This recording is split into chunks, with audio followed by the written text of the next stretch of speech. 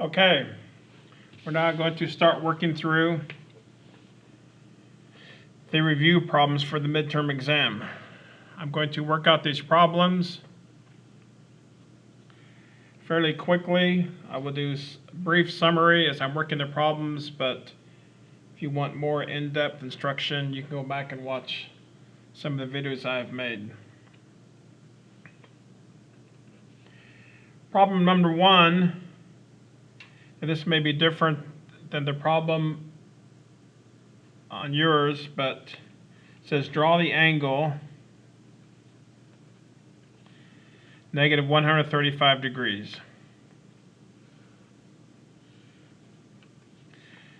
So with angles, we know that the initial side is the positive x-axis. Now, since I have a negative angle means I move clockwise. So I'm going to start here, and I know down here would be negative 90 degrees. All the way over here would be negative 180. Of course, all the way around the circle would be negative 360. So negative 135 is actually 45 degrees past the negative 90. It's actually halfway in between negative 90 and negative 180. So I'm going to say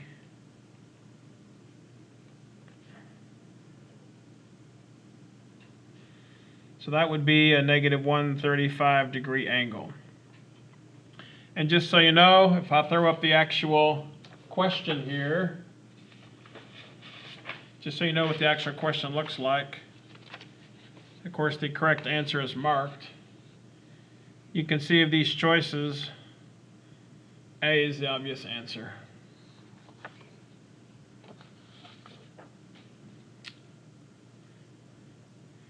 Question number 2 is similar to number 1, except instead of giving you the angle in degrees, they give you an angle in radians. 7 pi over 2. Let's talk about angle in radians. Once again, the positive x-axis is where we start. Up here, the positive y-axis would be a pi over 2 angle. If I start here, all the way across, it'd be pi. And 3 pi over 2 is the negative y-axis. And then once we make it all the way around, we've gone 2 pi radians. So 2 pi radians is all the way around the circle. Now if we look at this, I can tell right away what's occurring here. I know if I rewrite 2 pi with a denominator of 2, that would be 4 pi over 2. So since my angle is 7 pi over 2, I now am able to see that I go all the way around the circle. That's 2 pi or 4 pi over 2. How much farther do I have to go to get to 7 pi over 2? I have to go 3 pi over 2 more. So I'm sitting here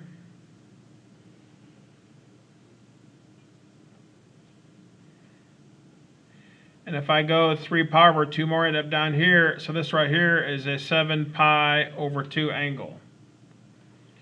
And once again, if we take a quick look at the actual problem,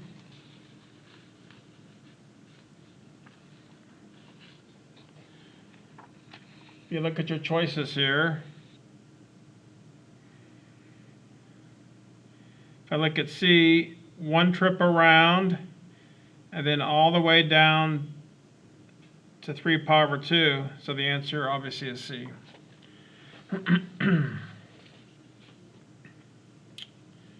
Third problem is now conversion. By the way, I'll spend about 20 minutes and work through problems, and I'll stop and start a new video. So I'll try and keep an eye on things. they want to take a 285-degree angle, and they want to know what's the measure of that angle in radians. So this is basically going to be a unit conversion. So like I taught before, you take what you're starting with, then we're going to create a fraction. The unit you start with goes on the bottom of the fraction, so degrees goes on the bottom. What I'm trying to get to goes on the top, which is radians. And then you say, okay, so what's the relationship between degrees and radians? Well, we know that 180 degrees equals pi radians. So then the degrees cancel out. I'm left with radians, although we normally do not write the word radian. If it's radians, we just leave it blank. And then I have 285 over 180. And one key thing is that they don't, yes, they do say it. They say type an exact answer in terms of pi. So I'm not going to go grab my calculator and actually get a decimal number. I'm going to try and reduce this. So 285 over 180, I know there's a common factor of 5. So let's see what happens. If I divide 285 by 5, this would be 57, and 180 divided by 5 is 36. Now you may not realize it, but I believe I can divide both these numbers by 3. 57 divided by 3 is 19. 36 divided by 3 is 12. So by the time I reduce the fraction, I get 19 pi over 12. That is an exact answer. If you go and grab your calculator, if someone were to grab their calculator and had said 285 times pi divided by 36, and you get like 24.87, if you enter that number, then it would be wrong. It would be kind of wrong, because that is not an exact answer. An exact answer means you do not turn it into a decimal. You just cancel and reduce things as far as possible. Now the fourth problem, we go the opposite direction. Here they give us an angle in radians, and they want us to convert it to degrees. Same principle applies.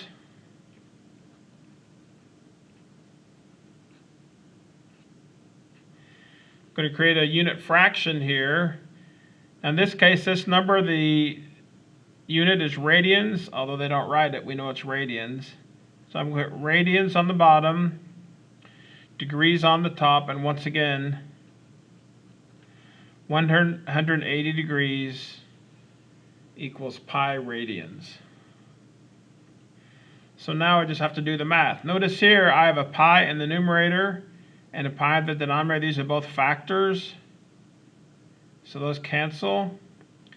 I notice 180 over 3, that reduces down to 60 over 1. So it looks like I'm left with negative 2 times 60. If I didn't make any math errors, it looks like negative 2 pi over 3 radians equals negative 120 degrees. All right, let's keep going. So these are the kinds of problems that we went through at the beginning of the class. So now we're ready for problem 5. Now they want us to convert an angle, but they give us an angle of 12 degrees 38 minutes, 37 seconds.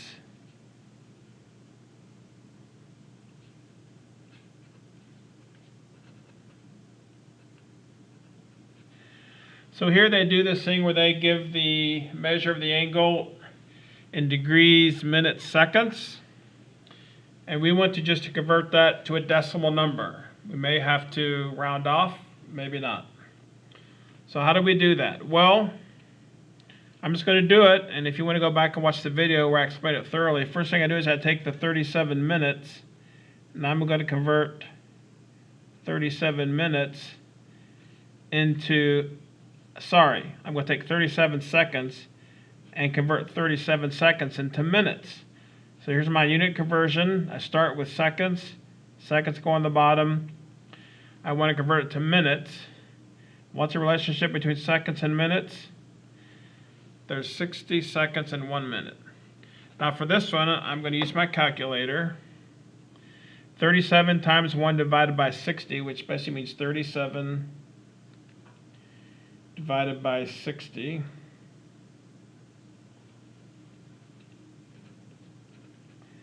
Maybe just for fun, we'll go to like 4 digits.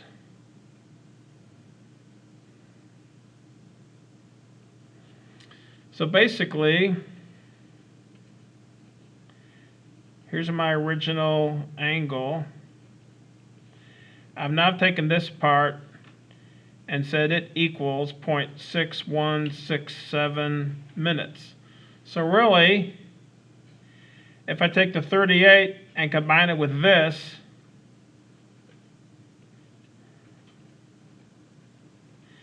I could say the minutes and second parts actually as a decimal is 38.617 minutes.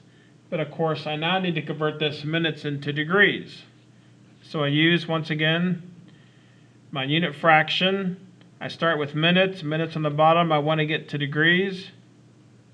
There's 60 minutes in 1 degree.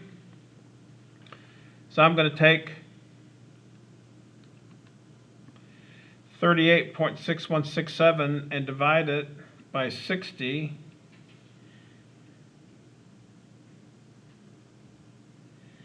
And I get 0.6436 degrees. So in a sense, what I'm now saying is, here's my original angle. Now I'm saying this whole thing, if I rewrite it as degrees, it's 0.6436 degrees. So really, I can now write this number at 12.6436 degrees. But here's what's key. I have to go and look and tell me what kind of answer they want, how many digits they want to the right of the decimal. And when I look, it says round to 2 decimal places as needed. So it's going to be, this is my last decimal. Since I got a 3 here, it just stays. So if I'm making mistakes, the answer should be 12.64 degrees. Now, of course, we're going to do the opposite. For number 6, they're going to give us an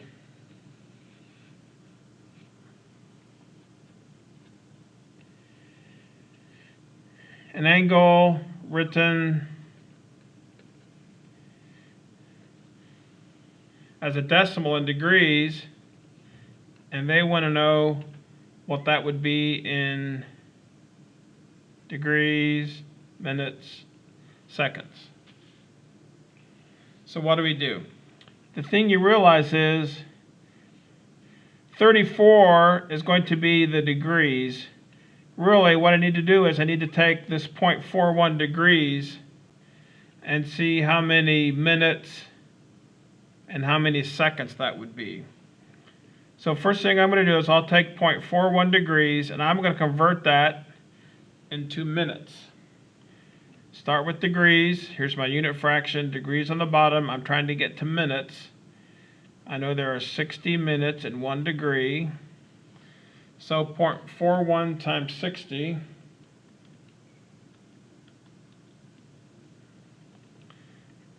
24.6 degrees.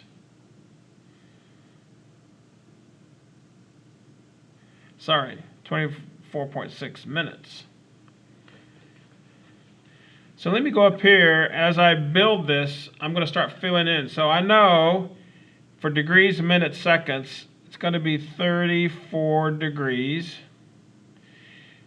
And I took the 0.41 degrees and converted it to minutes, 20.46. What I do is I take the whole number part of this, and that's going to be my minutes. And I take the decimal part, 0.61 minutes, and now I'm going to convert that into seconds. So here's my unit fraction. Start with minutes, minutes on the bottom, seconds on the top. 60 seconds in 1 minute. So 0.6 times 60. It's actually 36 seconds. So now I add the seconds. So I say 34.41 degrees equals 34 degrees, 24 minutes, 36 seconds. All right, hopefully not too bad.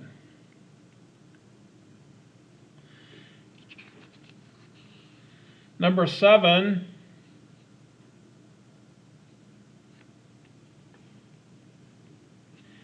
involves looking at our circle. Just as a quick review, if we start here and say we have an angle right here, and we say this distance is the radius, and the distance we move along this arc is called arc length, and that's S. We have this equation, the arc length equals the radius times the angle.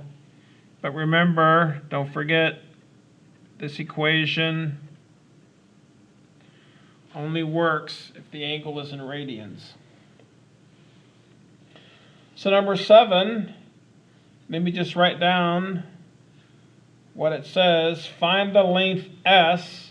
So we're going to find S. Looks like we're trying to find S, the arc length. Find the length S of the arc of a circle with the radius 21 miles,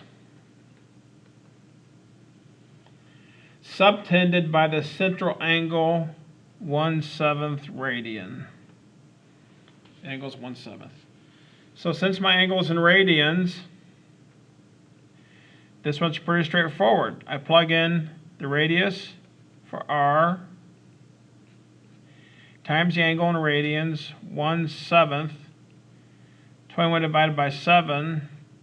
I don't even need my calculator.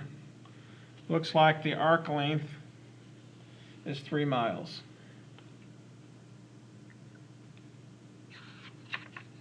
All right, let me do one more. Let me do problem 8. Then we'll stop this video and start a new one.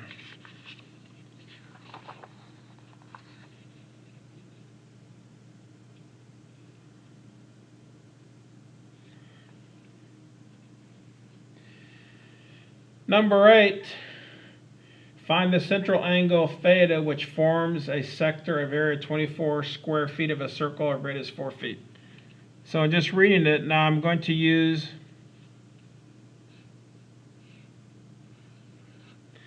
same idea. If we have an angle theta, radius r, except now we're looking at what they call the area of this sector, like the area that's sort of swept out by this angle.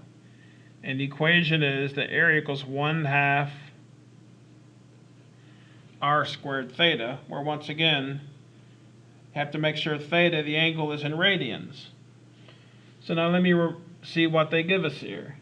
Find the central angle. So it looks like in this case, we have to find the angle. Find the central angle which forms a sector of area 24 square feet. So they give us the area, 24 square feet, of a circle of radius 4 feet. So they give us the area and the radius, and they want us to find the angle. So if I take this equation, let's solve this equation for theta in order to get theta by itself. First thing I do is I'll multiply both sides by 2. Then let's divide both sides by r squared.